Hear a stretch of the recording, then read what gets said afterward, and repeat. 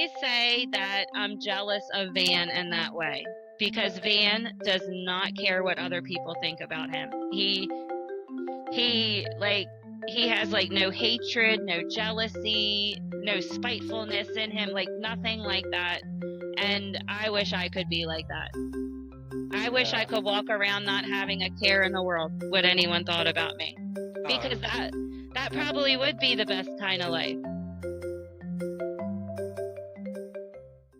all right, this is the Unspecial podcast. Today I am joined with Danielle Heimberger. And Danielle and I literally just met. I came across her Instagram, and that handle is known as Dan and Van. She has a son named Van, who's great name, by the way. Came across your post. It was titled What About Us? And it was in response to RFK's address about the autism going on Yes. in the country. And coming from the severe special ed world, of which I taught, I related to your post because I saw all that firsthand. Everything he was saying, I witnessed firsthand. And so, will you just let's just rap about it? Where are you coming from in that post? Yeah, so I like to be an advocate for profound severe autism, whatever kind of label you want to give it, the more high support needs kids, because my son has high support needs. And I think that through my social media outlet and being an advocate, those are that's the community that we relate to the most, and that's what I just make posts about the most. Even though my son is verbal, but he has intellectual disabilities as well as autism, so it puts him in the severe profound autism category. But I have mixed feelings about the RFK speech in general.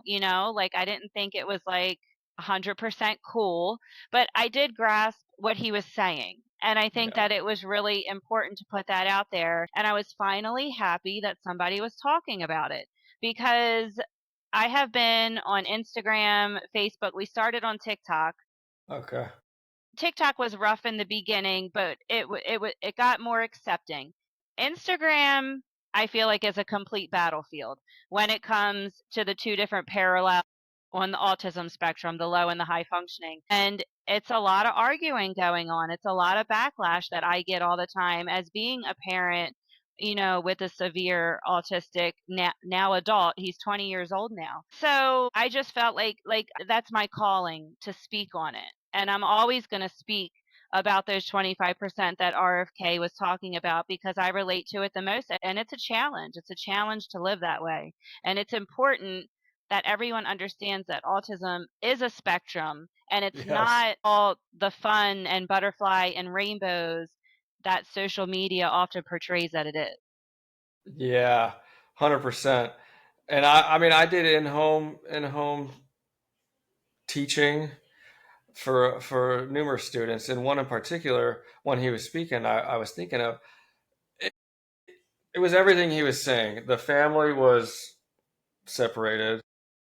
He was in a diaper. He was 20 years old, and so violent, noticeable holes all over the house. I couldn't even go in the house. I had to read him a book through the window. And so it's definitely, yeah, I'm glad someone's finally talking about it and giving some, a voice to you parents. Yeah. I feel like we're often overlooked very Yeah. much. Why do you think that is? I think because of social media. I think it can be great in a lot of ways, but then also it's not so great. Yeah. I feel like there are a lot of people on the apps, the social apps, who say they have autism. In my opinion, I don't think they really do, because they think it's cool, or they think it's quirky, or they think it's cool to be different in that kind of way. You know, the people who are really living with the challenges of autism and the profound autism, it's not cool. It's hard. It's very It's hard. really hard. I think that a lot of TV shows, I think maybe it was like 5 or 6 years ago when Atypical came out, and I think Atypical was one of the first besides Rain Man, which everybody thought that was the only kind of autism. When Atypical came out, it showed a very high functioning 18-year-old who, I don't know if you've seen the show, I haven't. go into college, but he had more of the Asperger's syndrome kind of autism. And so then everyone thought, "Oh, this is autism."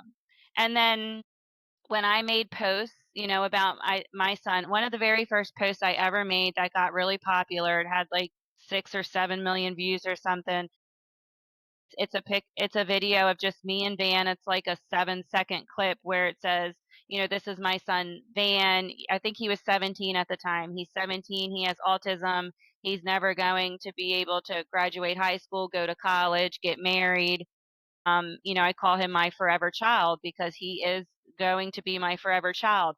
I had so much backlash on that video Really? of, oh my gosh, all these you can't say what he can or can't do when he's older and you don't know what's going to happen. And I'm like, but I do. It's your son.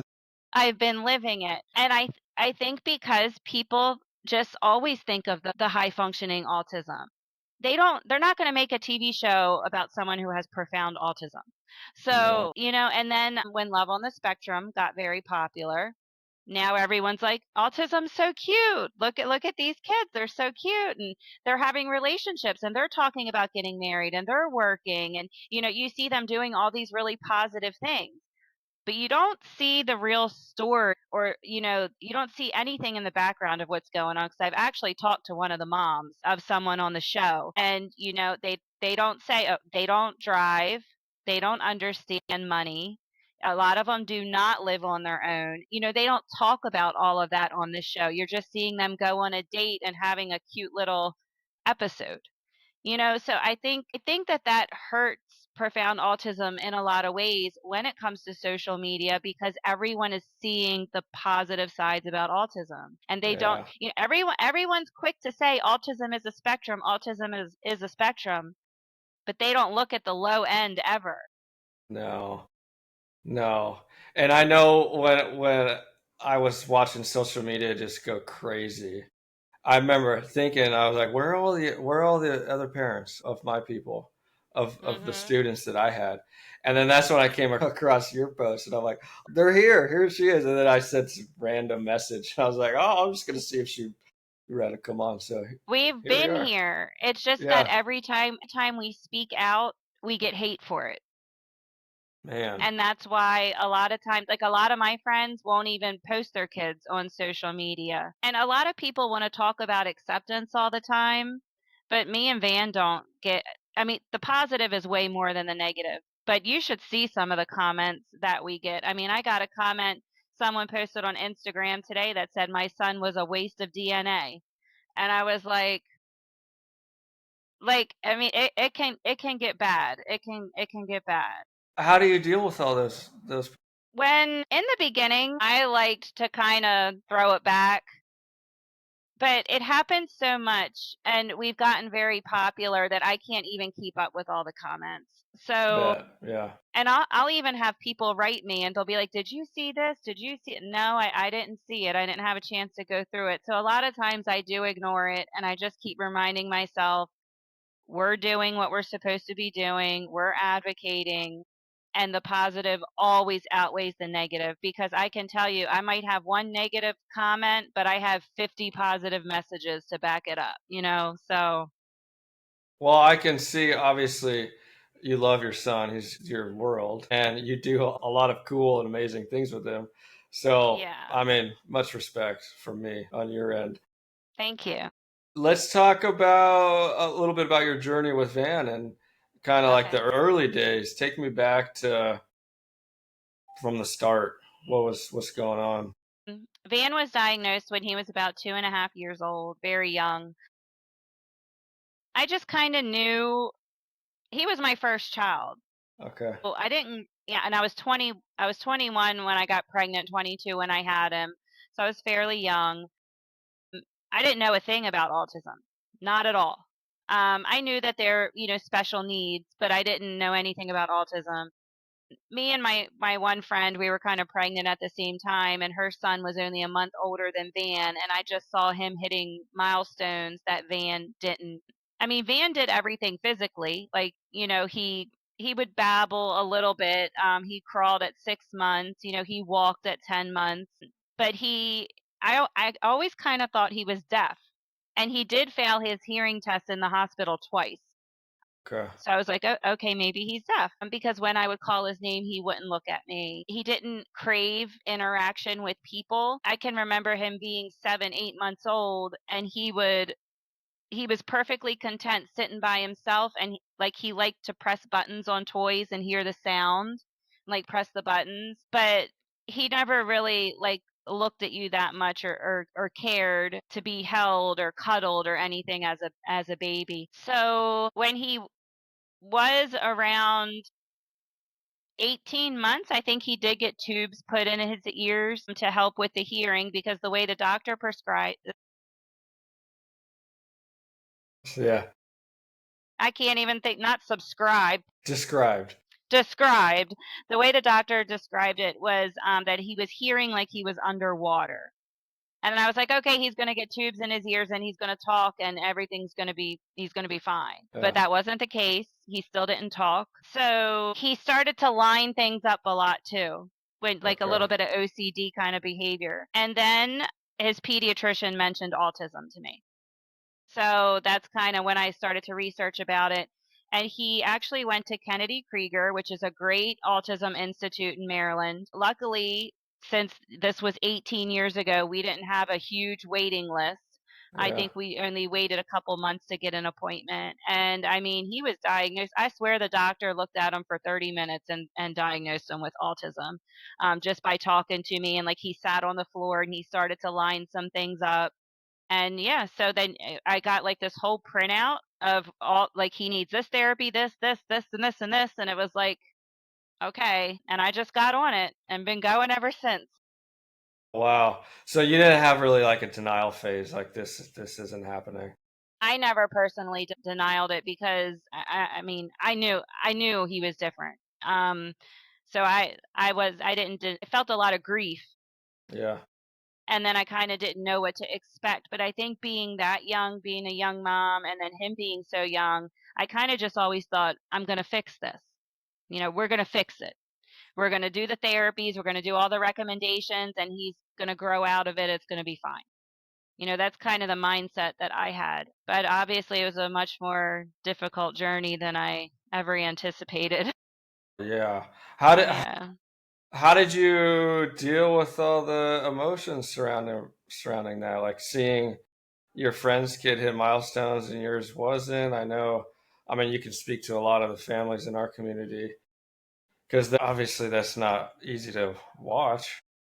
No, there was one instance that really got to me, where I was kind of like, okay, this might be our life. And that was, I think Van was about 4 years old, and he still wasn't talking. And I signed him up for a soccer camp. And Van actually has an uncle that's only 5 years older than him, so they're very close in age. And he signed up for the soccer camp too. And I was a soccer player growing up, so of course, I wanted my kids to, follow in my footsteps and do the same kind of things that I did. So I signed him up for this soccer camp, and I just watched him go out on the field. I bought on the shin guards and everything. I just Yeah. watched him go out on the field, and he was just completely antisocial with the other kids. He was kind of just walking around, like picking grass, and just not, I don't know, just completely isolated himself. And then I would eat. And what hurt me the most, I think, was that the coaches and the other people chose not to help him or like work with him, and Hmm. I think that's been the hardest part of our journey growing up. And so, like, I would always go and try to help him. I went on the field. I tried to run with him and do things. I do it now with him when he plays baseball. Um, but I broke down that day, and I Yeah. just remember I started bawling, crying. I took him off the field. I took him home. I said, "We're not coming back here." And then I kind of just, that was my moment. That was my moment that Van was not like the other little boys. Like, Yeah. yeah. Man, it gives me goosebumps. I have 4 kids myself. They're all typical developing. They're all 4 kids under 8. I have a 7-month old Okay. that's been through the ringer. So I recently posted about a journey I'm on with my wife in cancer. Saw that post earlier today. Yeah, and my 7-month old, we found out she had cancer when he was 25 weeks in the womb. Wow. And that's how we found out about the cancer. And so, yeah, I know the emotions around all that is it's intense. It's real. What would be some of the other than that big moment at 4 years old? Like, what's some of the other challenges you face? I know that perception in the community is not easy to be around, especially on the more profound autism side, because people just don't know they just don't know what to do. Yeah, I think there was another time I remember. I mean, when Van was very young, I was involved with church a lot, and I would take Van, and we had a lot of friends growing up in the church, and they all had kids, and we would kind of all go to each other's birthday parties and stuff like that. So, every time I had a party for Van, they would all come. But then when Van got to school age, maybe second or third grade, I think it was, you know, now when you invite kids, you have to invite the whole class. Like it's a rule. You can't just hand out invitations to a couple kids. You have to invite the whole class. So, that's what we did. And, I always do birthday parties big. I get nice cakes and, goodie Nice. bags and go all out and everything. So I did all that. And only one little girl showed up. And I was devastated. I was completely devastated. Van didn't care, okay? He could have cared less, but it hurt me. Yeah. But I was so happy that that one little girl did show up and her mom stayed and her mom talked, it was a good conversation. Van didn't really talk to the little girl. He still wasn't talking. Van didn't talk until he was about 7, 8 years old. And it started out with small words and Uh then huh. small phrases. It took him a long time to have the speech that he has today. But then ever since then we never did another birthday party. I was like I will never put him through that ever again, and I won't put myself through that ever again. Yeah. So we always do something really special on his birthday now. Just this Okay. past birthday, we went and saw the kangaroos and the otters. I don't know if you saw those videos, but he Nice. got to swim with the otters and pet What? kangaroos. Yeah. So we always do something really special in that kind of way. What I think that from some of the videos I've seen, and which was always the most fun I had with my students, is introducing them to life like you do and letting them experience everything that we do. Because I feel like there's this like weird connotation with people that like they can't experience life. So Yeah. like field trips. I mean, every Friday when I in my teaching days, we would ride the Sprinter, My and light went out. I would take them out in the community. We'd go to the beach in the Sprinter. I just love watching the interactions with them and in the community. And it's kind of like once people can just hang out with them, that they end up being more blessed than they could ever imagine. It's just kind of educating people and speaking and just getting it out there that like they're people. They're not a Some people, project. it's Yeah. It's still difficult. For instance, I took Van to McDonald's yesterday because I'm trying to teach him how to learn to use the touch screen to order food. Yeah. And I think it's really cool McDonald's has that, by the way. So I was teaching him how to do that, and we sat down, and there were a group of teenagers in a booth in the corner, and Van was talking, talking, talking to me. He's on this like Gremlins movie kick right now, so he's been talking about that like 24/7. And I heard one of the little girls say, "Who is that? Why is he talking that way?" And I was like, I'm not going to say nothing. I'm not going to go there. But it does still happen when we go out in public. We still get some nasty responses sometimes.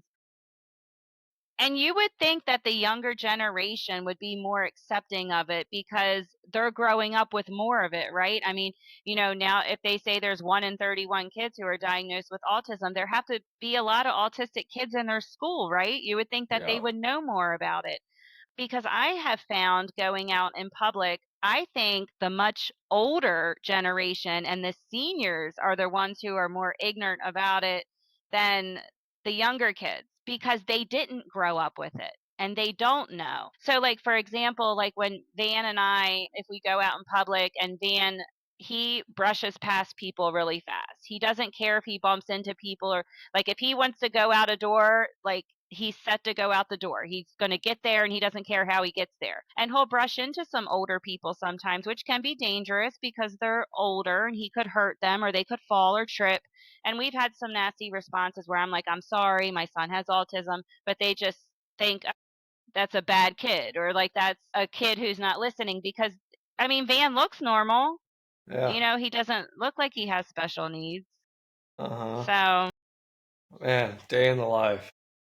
yeah. What how has autism changed your perspective on life? Through different moments, I most of the time I would say I'm content. I don't know if I Yeah. would say that I'm really happy because there's a lot of things that I haven't got to do and that I won't get to do. For instance, when Van was diagnosed, I was going to college. I wanted to be an ultrasound tech. Then when I found out when he was diagnosed, all my focus had to go to him, so all my dreams had to be put on hold. There are a lot of things that I would like to do that I know I'm not ever going to do. Yeah. Like my girlfriends, they'll go on vacations and, they'll hop a plane and go here and go there. And I'm like living vicariously through them because I can't do things like that. So there's a lot of times that my perspective of life, I feel sad for my life. I'm not going to lie. Like I always tell it how it is. And Yeah. I think that I'm depressed a lot. We have joyful moments, of course. Like you said, I take Van out to do everything. That was one of my goals was that I was not going to be a hermit in my home with a special needs child, that we were going to go out and experience as much as we can.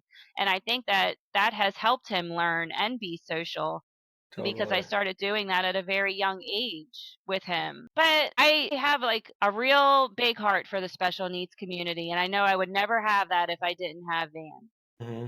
Never, So, like, I remember in high school, like the special needs kids, like if someone would make fun of them, I do remember standing up for them, or I always made time to go talk to them. But like I went on a field trip with Van today with his special needs class. We went bowling and we went to Pat's Pizzeria and I loved Nice.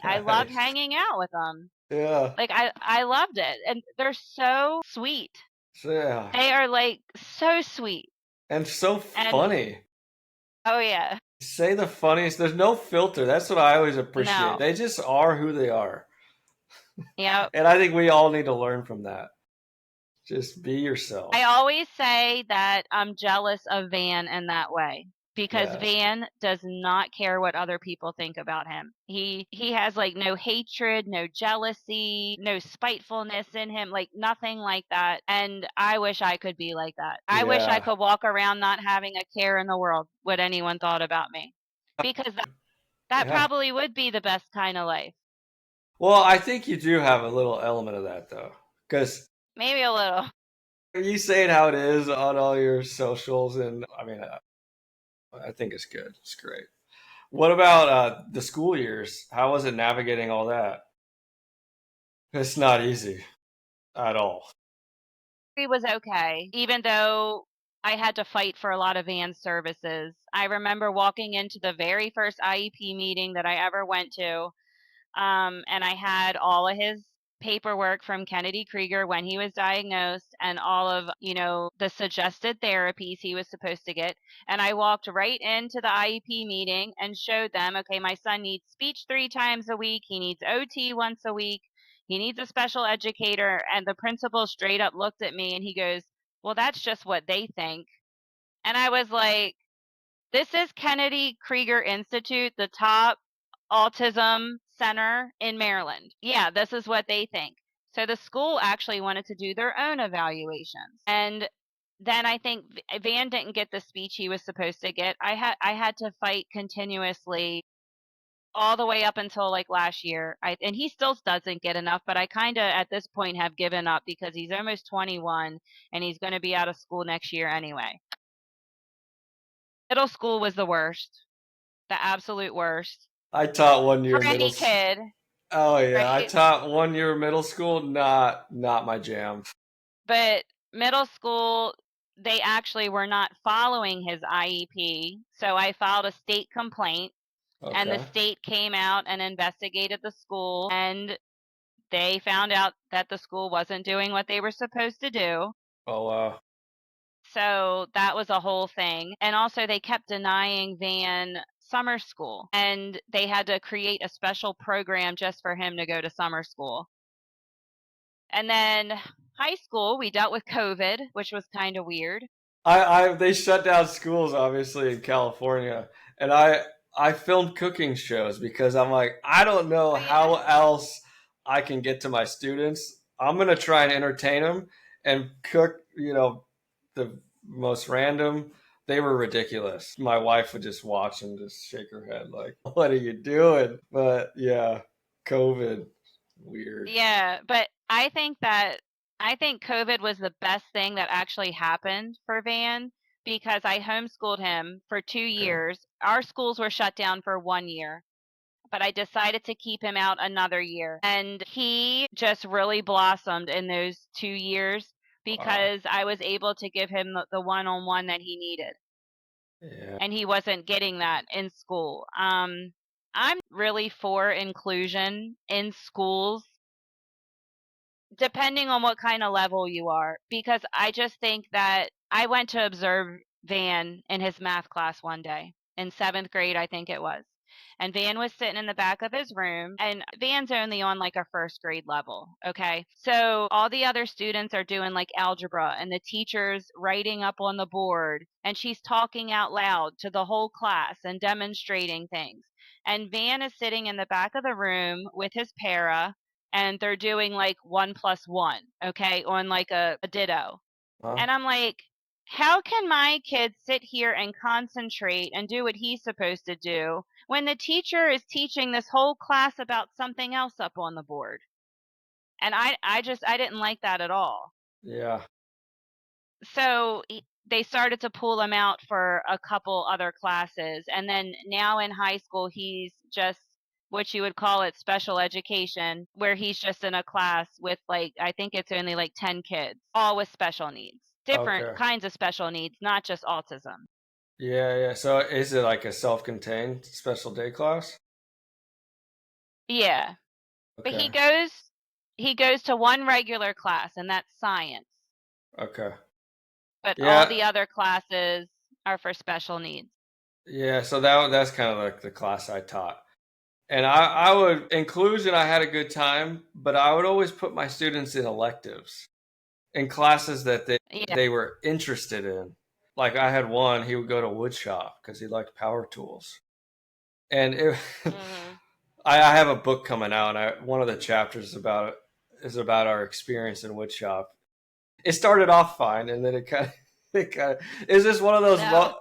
it was one of those moments that like, you have to make light of it because looking back, it was funny in the moment. It was like, maybe he shouldn't have been in there, but you got to try stuff.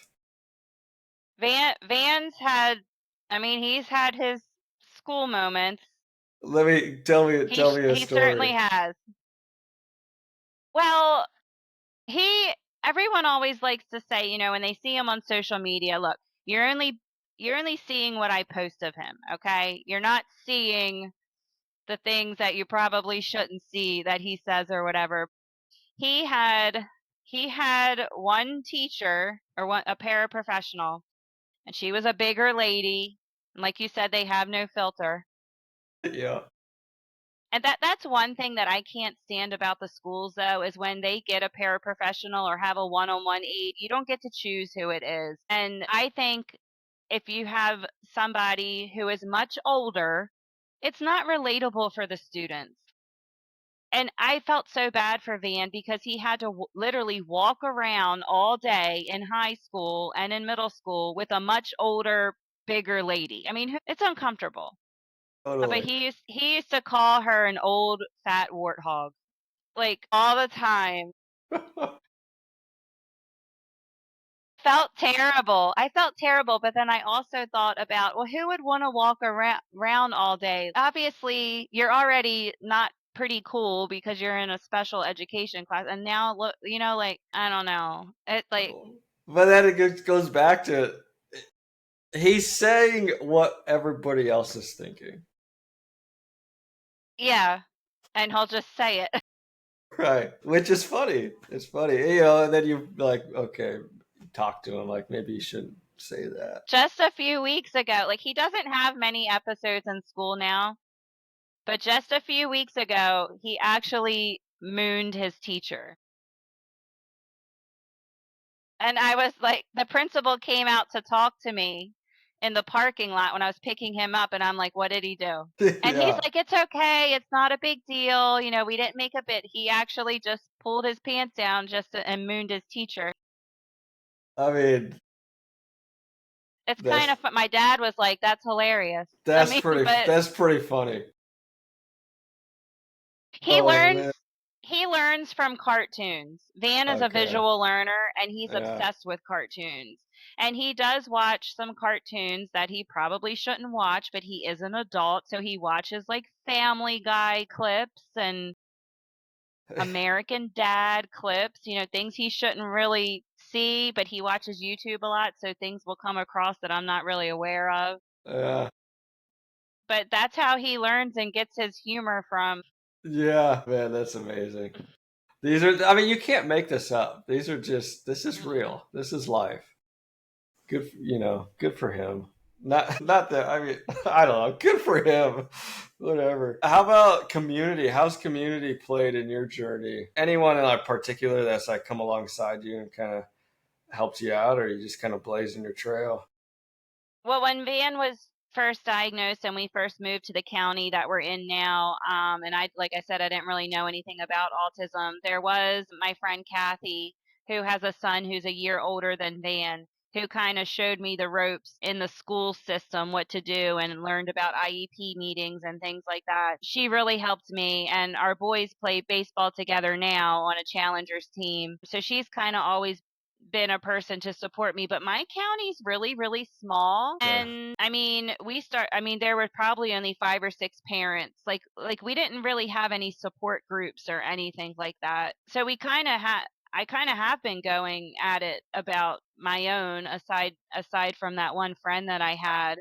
I think that a lot of the community relies on social media now. I think it's been a great community, especially because you can you can find more kids who are like your kid when you branch out to social media. Yeah. I've had a lot of parents reach out to me just by writing messages saying, "Oh my God, my kid does that too. My kid's obsessed with the same thing." Or, Van really likes Pokemon cards. And they're like, "Oh, my autistic son is obsessed with Pokemon cards." And so it's really cool to relate to people on social media like that, where you might not find that, in the areas that you live. Right. Right. Right. And I think it's a natural way we want to go about things sometimes to kind of like not branch out and kind of hole up. But community is everything, especially like just knowing people on like-minded journeys and be able to have Yeah. friends in there. How about what are some misconceptions about autism that you would like to clear up? That it's not all butterflies and rainbows. Mm-hmm. I mean, you really do have parents out there who are really struggling. You have marriages that break up because of it. I mean, Mm-hmm. you have some people have no family support at all. Some are really isolated in their homes. It's tough. It's also a huge financial burden.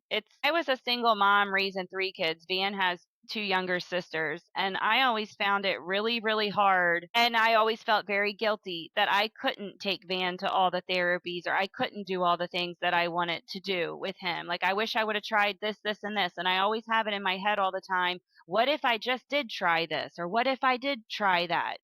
And then also where you live and finances, you're not going to be able to do everything you want to do. I know California has like a ton of more resources than Yeah. the East Coast, does. And then I always felt very guilty with my daughters as well, that I never gave them the attention that they needed. I always say they never had the mom that they should have had because I was so focused on Van all the time. I didn't have a choice because I was doing it all alone. I think that people really do need to just realize that side of autism. It's hard. And I think that the parents who are raising these kids deserve so much more respect than we get. I always sometimes my staff would kind of like complain, be like, "Oh, this day was so hard," and I always like, "Well, we have no idea. We're here for 6 hours a day, and we go home. The parents are the rock stars.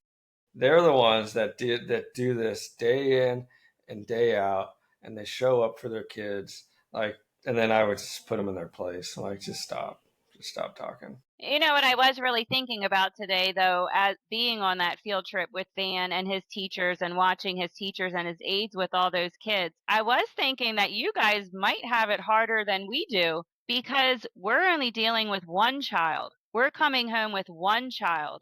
And then I was thinking about his teacher, because I could see it on her face sometimes how she could get frustrated in certain moments. I get frustrated with my own kid in certain moments, and she's dealing with 10 or 12 of them every day, 5 days a week for Yeah, 8 hours. yeah. So, I mean, much props to you guys too. there's that side of it, and it was yeah. Especially my first 2 years teaching, it was an autism only program. All of them are Okay. non-speakers and violent, and so you put five, six, seven violent students in the same class. It's the whole day is a balancing act of who's going to set who off, and I loved it because my ADD was just always going crazy. Like, I gotta focus on this guy. Oh, he's setting this one off, and then if he does this, then that one's gonna do this and this, and then before you know it, it's it's mayhem. But it was fun. I enjoyed it. It's not for everyone. Unfortunately, It's hard, yeah. there's not enough guys in the field. Yeah, I remember in middle school, Van had one male aide, and I think it lasted for a month. And I was like, ugh, that would have been Yeah, so cool. I Yeah, know. there's really not. Especially for the male students, because they all my male students, it was like I was their buddy because they didn't get much of it. Mm, And a lot of the staff, yeah, was older ladies, which was awesome. They all had big hearts, but mhm. it was kind of like what's best for the student is probably not an elderly lady who's going to get Right. hurt. My first, I Yeah. started out as an intern teacher while I was still in school, and I would have a professor come observe me. The first day she came to observe me, and she was probably 80, like super Wow. tiny lady. And she came and observed. She walked in the class, and a shoe hit her right in the head. My gosh. And she never stepped foot in my class again. She said all of our meetings need to be in the office. I can't go in there. So I didn't really ever get observed. And then, but then the joke was, all my staff was like, "You told him to throw that shoe, so you didn't have to get observed."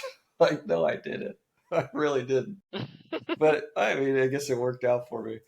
Yeah. Oh, this good. How about on self care?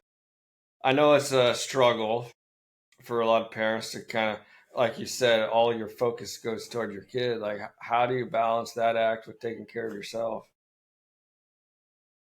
Just think as Van got older, it got easier. And I didn't have a lot of self-care. I didn't get to go out a lot when I was younger, or have like a girls' night or do this or do that when I was younger a lot. But as Van has learned, with age, it's just gotten better. He has less aggressive episodes now.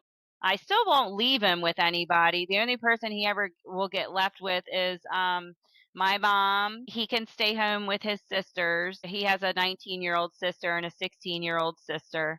And then I'm married now, so he can stay home with my husband. And then he sees his dad sometimes, where I might get like an overnight, like to do something. But just with age, it's gotten easier as I learned Van's triggers and I learned the things that set him off, what not to do.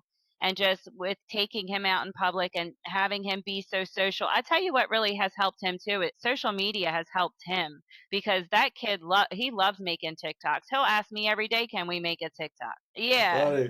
So like, and I'm able to do things now. Like I said, Van isn't as profound as I know some kids are. Hmm. Van has never been an eloper. I've never had to worry about him running out of the house or anything, which has been great because he's stuck up my butt 24/7. That kid don't want to be anywhere without me. Yeah. Um, so, but he's able to occupy himself in his bedroom. I recently have just taught him how to use his TV remote. It took me like a year how to teach him how to use his TV remote. So he can turn on a show. He Okay. navigates his iPad. So he's perfectly content where I can go take a bath or I can go sit on my balcony and have a glass of wine and I don't have to worry about him running out of the house or anything. Like I said, I know it's not that way for some families, but I'm very thankful that I'm able to do that now. Yeah. Which a lot of guests I have on kind of echo the same thing. Like, the journey's hard, obviously, but just keep moving forward. It gets easier. It gets better. Um, that's awesome. How's his relationship with the sisters? It's always been a struggle, not Yeah. gonna lie. It's not ever been a protective kind of relationship. Like I see a lot of people on social media where the siblings are very protective of their sibling with special needs. There's always been a huge disconnect between him and his sisters. Van is the oldest. Him and his one sister are only 15 months apart, so they were very close when they were little. I was just watching old home movies like a month ago, and him and his sister, like Van was 3 and she was 2, or 4 and 3, and they would be dancing and and spinning in circles together and stuff. And but it was only them two until my other one was born. And Julie, his sister Juliana, I remember Van would have speech therapy and I would have to separate her from the therapist because she wanted to be in there with him and do it all too. And she would answer all the questions for him. And I'd be like, he's got to learn, he's got to do it. And she would be so mad. But as they got to probably middle school age, they really became distant. And I think because, like you mentioned before, they just didn't know what to do. Yeah.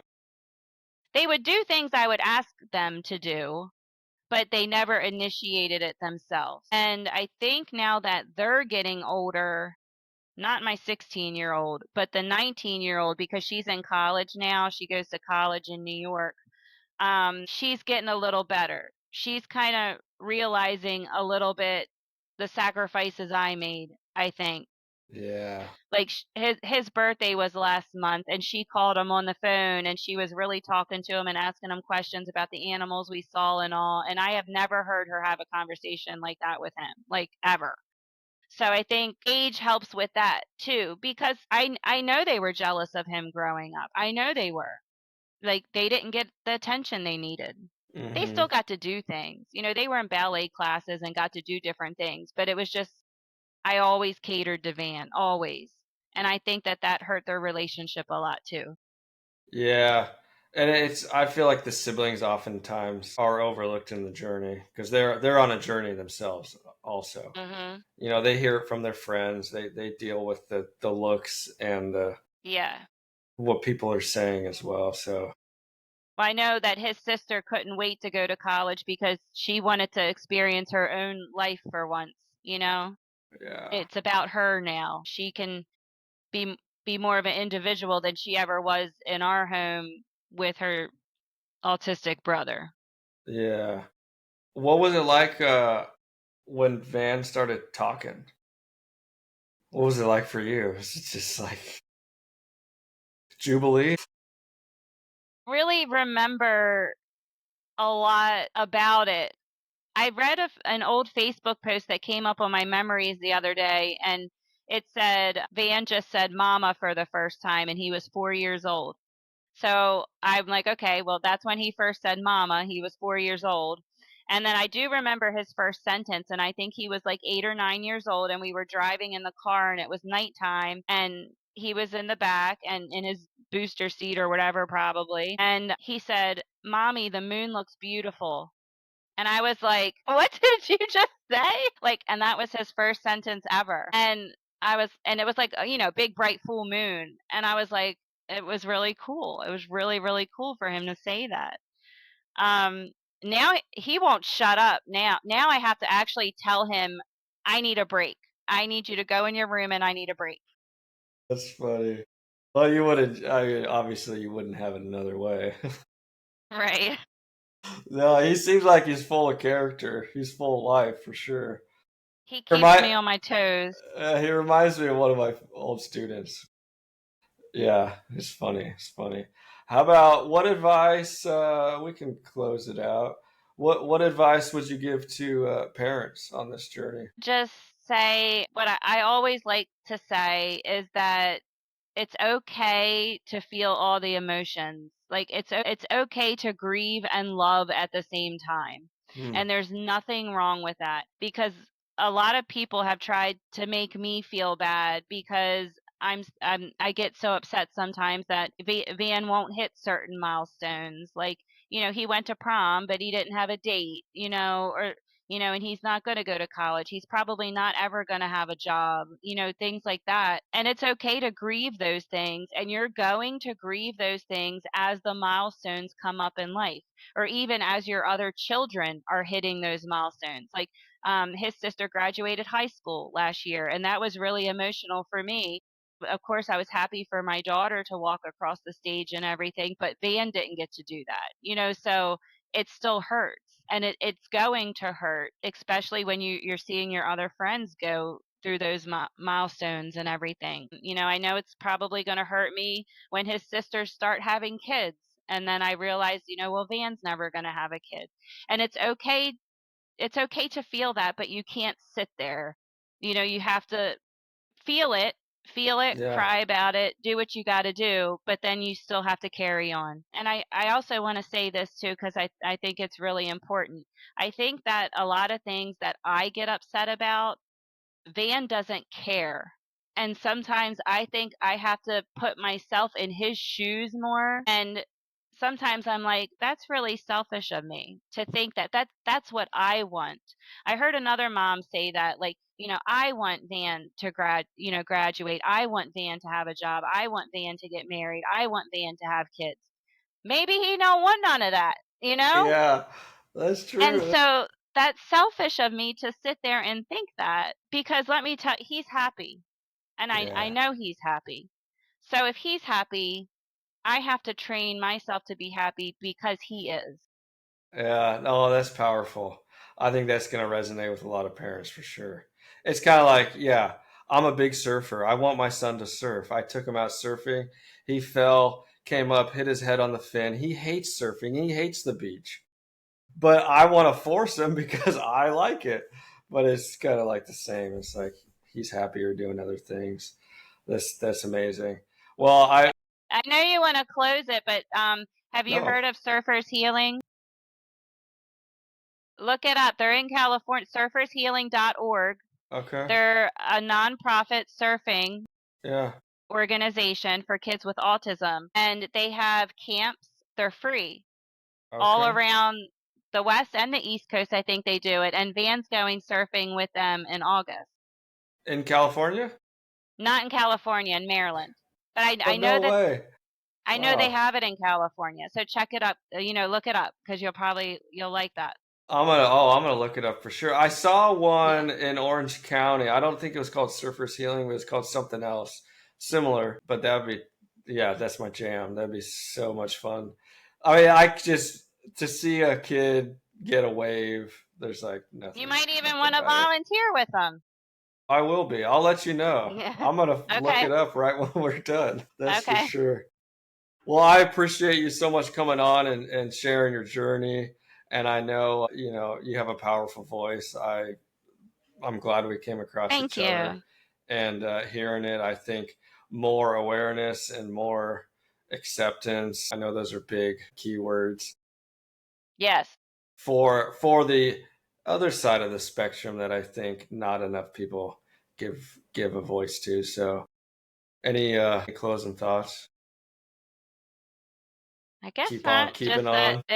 it was nice to meet you, and I really appreciate this opportunity. So thank you so much. And I'm going to share the heck out of it. Please do. We'll be in Yeah. touch. Okay.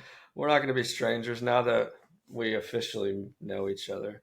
I look Yeah. forward to seeing. I mean, I like seeing all the posts. I think he's awesome. I don't know him, but I hope to meet him someday.